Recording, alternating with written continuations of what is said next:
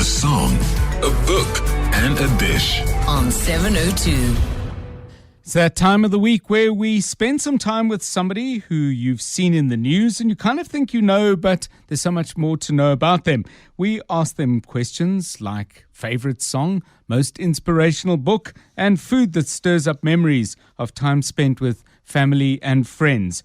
As the Comrades Marathon draws closer, we spoke earlier this week, you might recall, to Bruce Fordyce about the kind of preparations that you might be doing in the days that remain before the 11th of June. So we thought we'd talk to somebody who certainly captured the imagination of many, many people at last year's Comrades Marathon. You will recall, I'm sure, the sight of Jenna Challenor running into the stadium in Durban in fourth place, battling with cramps but making it over the line, crawling over the line nonetheless. And she's with us now on A Song, a Book and a Dish on 702 Drive. Jenna, it's great to have you with us. Thanks for your time.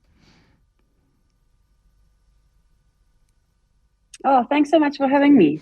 So, Jenna, a difficult time for you now, I would think. We're obviously going to go back in time and talk about the things I've just mentioned, but let's just be in the moment now. Comrades drawing closer. People will be very much looking forward to hearing your thoughts and insights as a commentator, but you've had battles with health that prevent you from running this year. How are you dealing with that at the moment as that day draws nearer when you might have been on the start line? Oh, do you know what? It's been a very, very long 9 months. I've really battled with my health, with various viruses, and it's been an ongoing battle. I did everything I could to try and get to that line because that ultimate human race has my heart, and I just love it so much. Even though I crawled over the finish line, as I got over, someone said, will you do it again? And I said yes. So it really is a huge part of my life. I'm from KZN. It's massive here, and you're not a real runner until you've run the Comrades Marathon here. So not to be able to line up has been really, really tough. It took me a long time to come to terms with it and actually put it out there on my social media. But since I've done that, to be honest, I've had such an amazing outpour of love and support from everyone out there.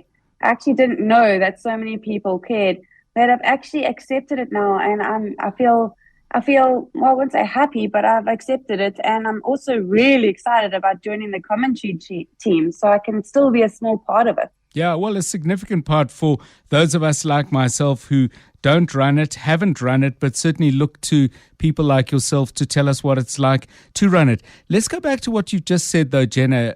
Always a part of your life. So growing up in Durban, you would have been aware of the race. Were you aware of it in a way that said, okay, this is something I'm planning to do, or did that come much later? Oh, absolutely. I remember being 10 years old, sitting on the carpet in the lounge, watching Bruce Fordyce winning the Comrades. He was always my running hero.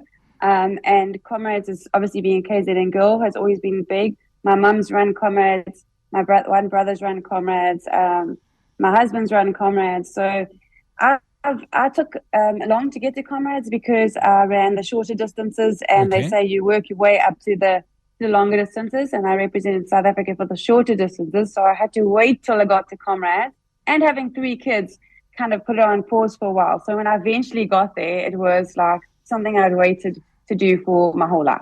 So while you're at school, you've got running on your mind, you've got running in your schedule, but of course the thing about school is that you also have to do school. What kind of scholar were you?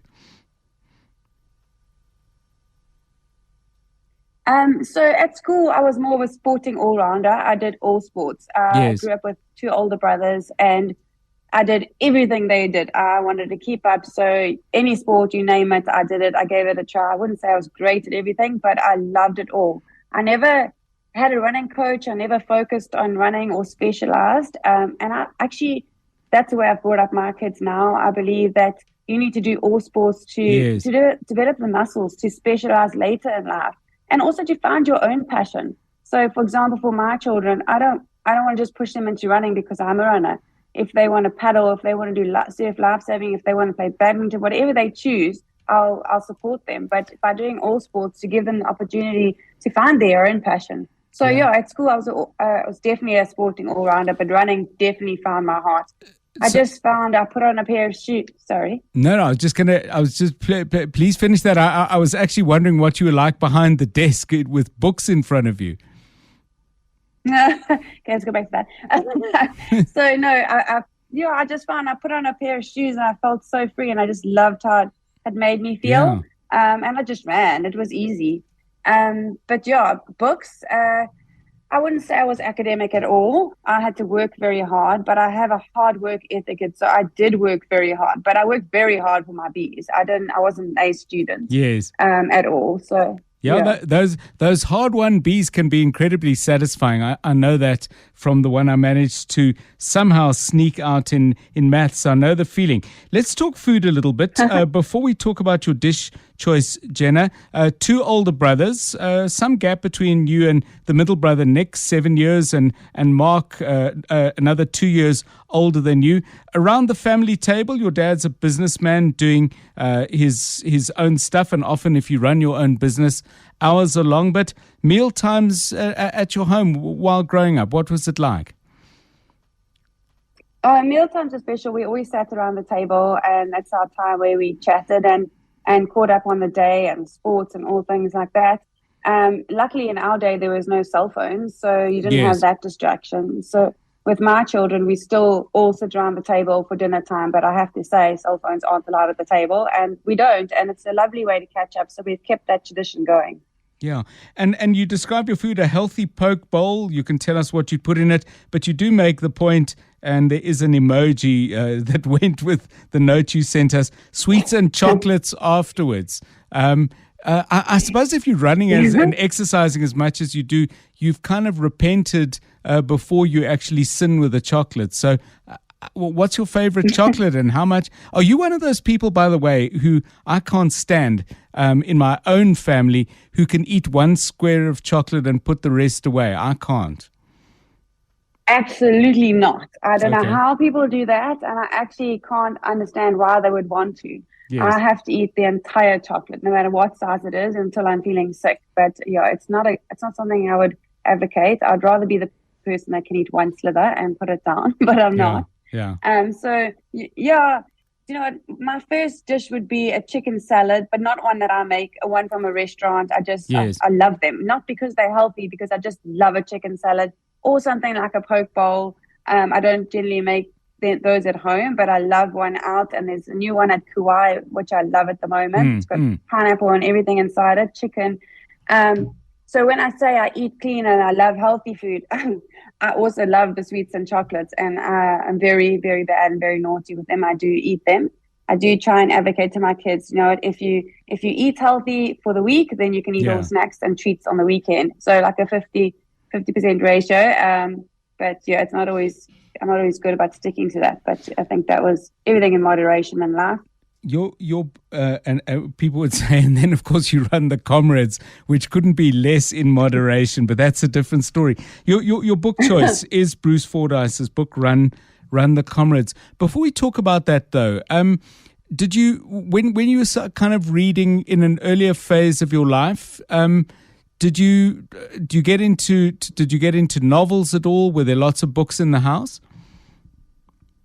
To be honest, I'm not a big reading fan. I'm so ADHD that to sit down and focus on a book was always very hard for me. So I was always outside playing sport. And when I came back in, I was obviously eat, gobble, do your homework and go to sleep. I wouldn't say I didn't have time for it. It wasn't something that grabbed my attention.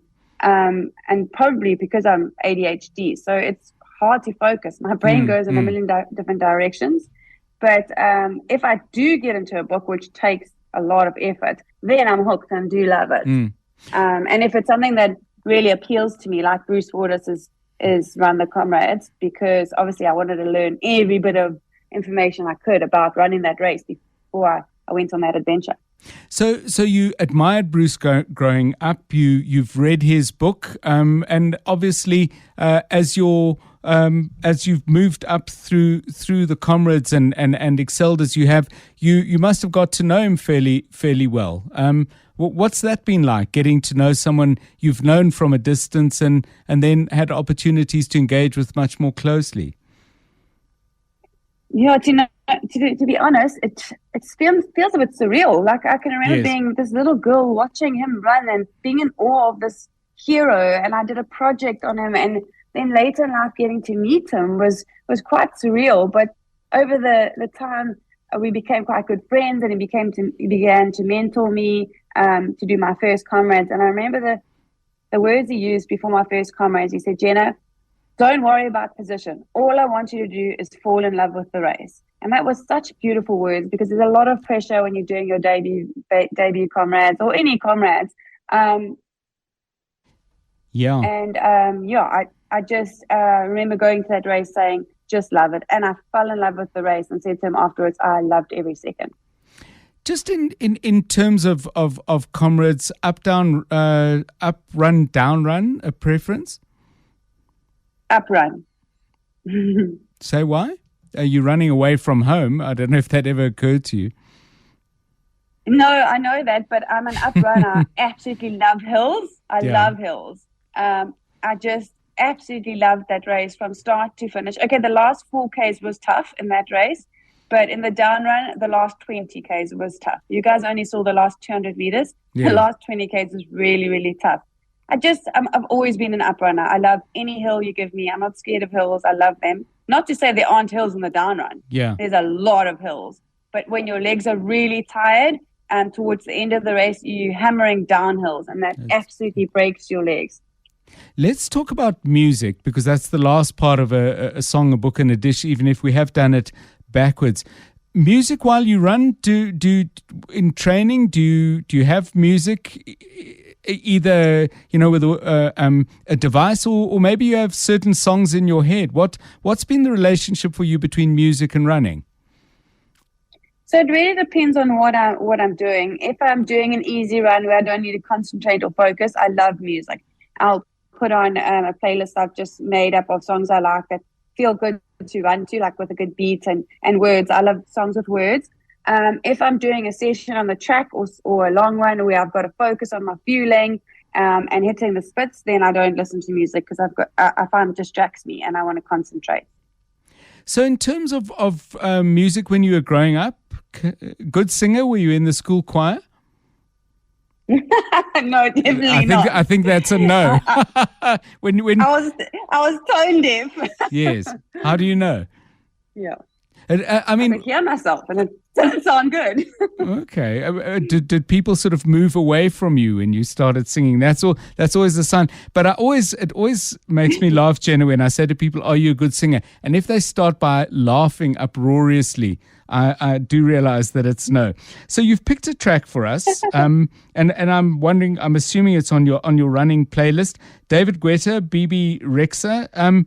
It's quite a new release, actually. I think it's only come out this year. Tell us about that kind of music and those particular artists. So I wouldn't say it's those particular artists or that kind of music. I love any music, but that song particularly resonated with me in the beginning of this really hard period I went through. And I used it to motivate myself just to keep going. I just liked the beat. I liked the words, and it was more about that. We were in Mauritius in December, and yes. I really was sick, and I was trying to put on a brave face and just carry on with the family, because it was our first overseas family holiday, and that was just one of the songs they played quite a lot there. And I suppose it's a bit of a feel good song. Yeah, well, let's hope those good feelings continue. Jenna Challenor, thanks so much for sharing with us your song, your book, and your dish. We wish you good health in the weeks and months to come, and we look forward to hearing your insights as all of us follow the Comrades Marathon 2020.